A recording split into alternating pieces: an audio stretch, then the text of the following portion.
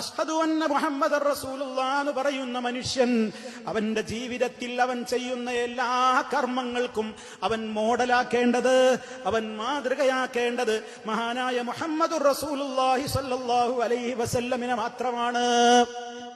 ആ നബി സല്ലല്ലാഹു അലൈഹി വസല്ലം എന്താണോ പഠിപ്പിച്ചത് അതായിരിക്കണം നന്മ എന്ന നിലക്ക് ചെയ്യേണ്ടത്. എനിക്ക് നല്ലതാണെന്ന് തോന്നുന്നതൊക്കെ എനിക്ക് ഇങ്ങനെ കൂട്ടിച്ചേർക്കാമെന്ന് വന്നാൽ ഇസ്ലാം ഇവിടെ എന്നാണ് പൂർത്തിയാവുക? ഓരോരുത്തരും പറയുകയാണ് ഇസ്ലാമിൽ നമുക്ക് ഇഷ്ടമുള്ളതൊക്കെ നമുക്കിങ്ങനെ ചേർക്കാം. ഏതർത്ഥത്തിൽ? നല്ലതാണെന്ന് വിചാരിച്ച് നമുക്ക് പല രൂപത്തിലുള്ള നല്ല നല്ല കാര്യങ്ങളും ചെയ്യാം. എന്തുമാത്രമേ വേണ്ടൂ, അള്ള വിരോധിച്ചു എന്ന് ആയത്തില്ല ഞാൻ മതി. ആ വിഷയം പാടില്ലെന്ന് അള്ള പറയാൻ ഞാൻ മതി. ആ വിഷയം പാടില്ല എന്ന് നബി സല്ലല്ലാഹു അലൈഹി വസല്ലം പറയാൻ ഞാൻ മതി. നമുക്ക് നന്മയായിട്ട് തോന്നുന്ന പലതും നമുക്കുണ്ടാക്കാം. അതൊക്കെ പുണ്യകർമ്മമല്ലേ, അതൊക്കെ നല്ലതല്ലേ എന്നും പറഞ്ഞുകൊണ്ട് ബിദ്അത്തുൻ ഹസന, ഒരു പുതിയ രൂപത്തിലുള്ള ഒരു വകുപ്പുണ്ടാക്കിയിരിക്കുകയാണ് നബി സല്ലല്ലാഹു അലൈഹി വസല്ലമ. അതേ മതപരമായ ഏത് ബിദ്അത്തും കുല്ലു ബിദ്അത്തിൻ വലാല, എല്ലാ ബിദ്അത്തുകളും വഴികേടാണെന്ന് പഠിപ്പിച്ചപ്പോ അല്ല, മതപരമായ ബിദ്അത്തുകളിലും ചിലത് നല്ലതുണ്ട് എന്ന് പറഞ്ഞുകൊണ്ട് അതിലും ചില ബിദ്അത്തുൻ ഹസന, നല്ല ബിദ്അത്ത് എന്ന് പറഞ്ഞുകൊണ്ട് പലരും ഈ സമൂഹത്തിലേക്ക് പലതും കൊണ്ടുവന്നിട്ടുണ്ട്.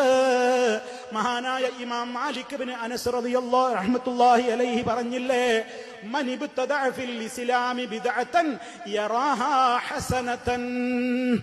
ആരെങ്കിലും ഈ ഇസ്ലാമിന്റെ ഉള്ളിലേക്ക് പുതിയ ഒരു സമ്പ്രദായം കടത്തിക്കൂട്ടി കൊണ്ടുവന്നാൽ യറാഹ, അവൻ അതിനെക്കുറിച്ച് അഭിപ്രായം പറയുന്നത് എന്താണ്? ആളുകൾ ചോദിക്കുമ്പോ ഹസനത്ത് അതൊരു നല്ല കാര്യമാ, അതൊരു പുണ്യകാര്യല്ലേ, ഖുർആനോദല്ലേ, സലാത്തിയല്ലേ, ദിക്റല്ലേ, ദുആയല്ലേ, നിസ്കാരല്ലേ, ചോറ് കൊടുക്കല്ലേ, ഭക്ഷണം കൊടുക്കല്ലേ, ഇങ്ങനെ പല രൂപത്തിൽ നല്ലതല്ലേ, ദിക്റല്ലേ എന്നിങ്ങനെ ഓരോന്ന് പറഞ്ഞുകൊണ്ട് അവനിങ്ങനെ അതൊക്കെ നല്ലതാ എന്ന് പറഞ്ഞുകൊണ്ട് ഈ സമൂഹത്തിലേക്ക് പുതിയതൊരാൾ കൊണ്ടുവരുന്നുവെങ്കിൽ അവൻ വാദിച്ചവന് തുല്യമാണ്. ഇനി കേട്ടോ, എന്ത് വാദിച്ചവന് തുല്യം? അന്ന മുഹമ്മദൻ സല്ലല്ലാഹു അലൈഹി വസല്ലമ ഖദ് ഖാന ഫിർ റിസാല.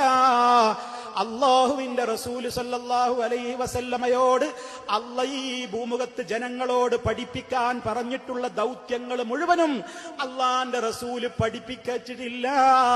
ചിലതൊക്കെ ഇനി ബാക്കിയുണ്ട്, അതിൽ പൂഴ്ത്തി വെച്ചിട്ടുണ്ട്, വഞ്ചന കാണിച്ചിട്ടുണ്ട് എന്ന് പറയുന്നതിന് തുല്യമാണ് അള്ളാന്റെ റസൂല് പഠിപ്പിക്കാത്ത മതകാര്യങ്ങൾ എന്ന് പറഞ്ഞുകൊണ്ട് സമൂഹത്തിലേക്ക് നല്ലതല്ലേ എന്ന അഡ്രസ്സോടുകൂടി ആരെങ്കിലും കടത്തിക്കൊണ്ട് വന്നാൽ അത് നബി സല്ലല്ലാഹു അലൈഹി വസല്ലമ ഇസ്ലാം ദീൻ ഇവിടെ മുഴുവൻ പഠിപ്പിച്ചിട്ടില്ല.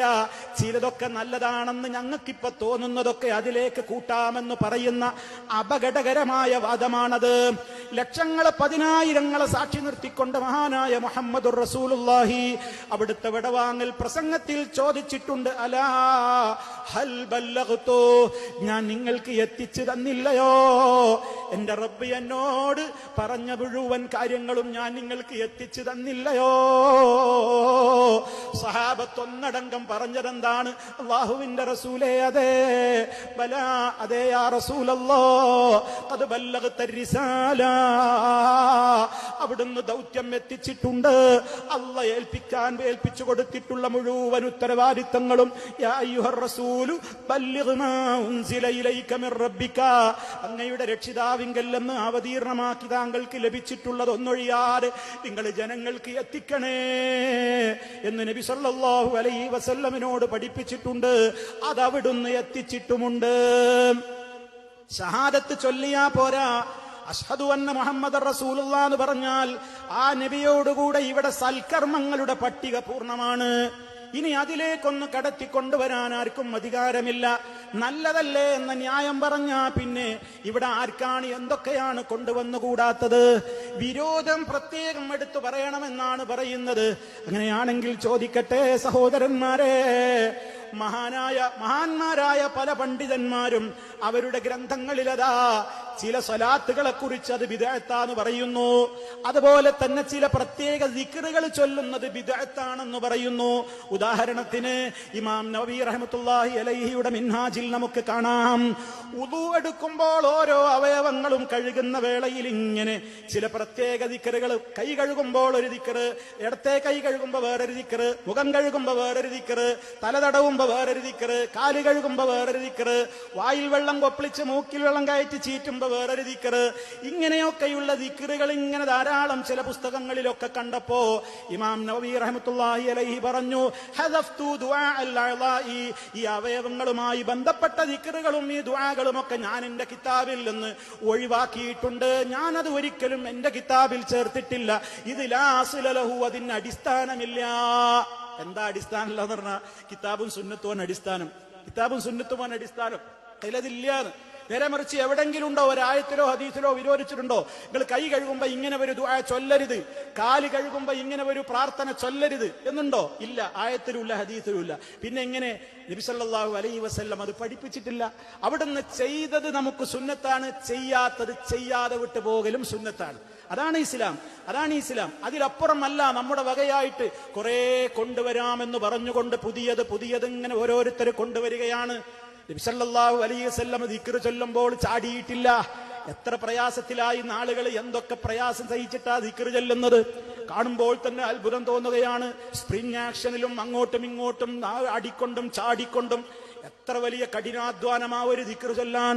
എത്ര വലിയ ശബ്ദമിട്ടുകൊണ്ടാ ദിക്റ് ചെല്ലുന്നത്. കൈകൾ കോർത്തു പിടിച്ച് ചില പ്രത്യേക ചിട്ടകളിൽ തുള്ളുകയും ചാടുകയും ഓടുകയും മറിയുകയും കുത്തിമറിയുകയും അതുപോലെ തന്നെ വ്യത്യസ്തങ്ങളായ നിലക്ക് തലമുടിയിട്ടഴിച്ചിട്ടാടുകയും മാറത്തടിക്കുകയും എന്തൊക്കെ ചെയ്തുകൊണ്ടുള്ള ദിക്റിന്റെ കോലാഹലങ്ങളാ കണ്ടുകൊണ്ടിരിക്കുന്നത്. ആരാ പഠിപ്പിച്ചത് സുഹൃത്തെ? വെറും ശൈത്താന്റെ ചിന്തകൾ മാത്രമല്ലേ? മഹാനായ നബി സല്ലല്ലാഹു അലൈഹി വസല്ലമ പഠിപ്പിച്ച അദ്കാറുകളിൽ അങ്ങനെയുണ്ടോ? കാണാൻ കഴിയൂല.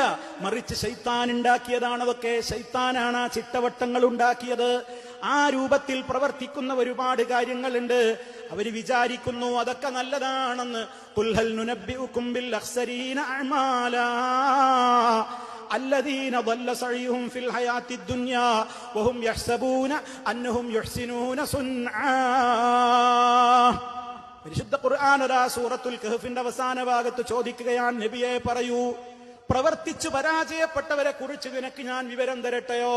പണിയെടുത്ത് പരാജയപ്പെട്ടവര്, പണിയെടുക്കാതെ പരാജയപ്പെട്ടവരല്ല, അധ്വാനിച്ച് നരകം വാങ്ങുന്നവര്, അധ്വാനിച്ചിട്ട് പരാജയത്തിലേക്ക് പോകുന്നവര്. ചിന്തിക്കണം.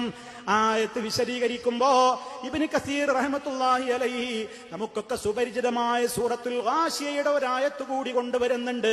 ഉജൂഹു യൗമഇദിൻ ഖാശിഅ ആമിലത്തുൻ നാസിബ തസ്ലാ നാറൻ ഹാമിയ. അധ്വാനിച്ച് ക്ഷീണിച്ച് തളർന്ന മുഖങ്ങൾ. എന്താ? ദുനിയാവിൽ ഒരുപാട് അധ്വാനിച്ചു, പക്ഷേ അധ്വാനം പാഴായിപ്പോയി.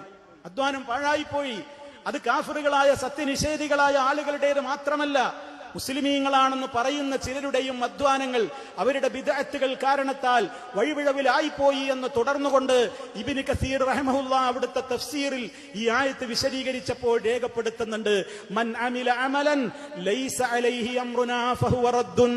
ആരെങ്കിലും നമ്മുടെ ഓർഡറില്ലാത്ത, നമ്മുടെ കൽപ്പനയില്ലാത്ത ഒരു പ്രവൃത്തി പ്രവർത്തിച്ചാൽ അവൻ തള്ളേണ്ടതാണ്, അതിനെ തള്ളേണ്ടതാണ്. ഗൗരവത്തോടുകൂടെ ഇസ്ലാം പഠിപ്പിച്ചു.